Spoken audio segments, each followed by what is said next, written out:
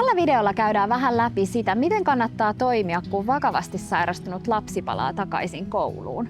Mun kanssa juttelemassa on psykologi Emmiina Ristolainen Ylinikkilä. Moikka! Moi!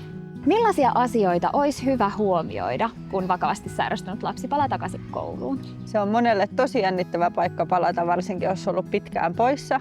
Ja olisi tosi tärkeää, että opettaja ja kouluterveydenhoitaja ja rehtori yhdessä miettii, että miten se sun kouluunpaluu olisi mahdollisimman helppo.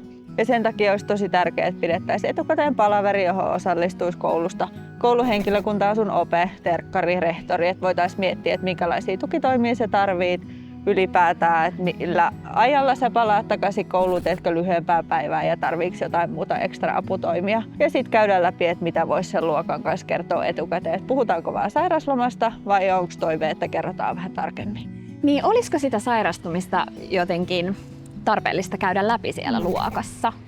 Varsinkin jos on jotain semmoisia erityisjärjestelyjä, että tarvii vaikka jotain ekstra tukea tai muuta, niin olisi hyvä, että kaverit tietää, että sulla on tällaiseen lupa, sitä ei tarvitse tarkemmin selittää. Ja sitten se, että jos kaveri vaikka voi näyttää vähän eriltä, niin olisi voitu ylipäätään käydä läpi, että miltä se voi tuntua, kun joku näyttää eriltä, että otettaisiin silleen lämpimästi vastaan, niin se olisi kaikkein tärkeintä. Totta. Kiitos Emmiina. Kiitos.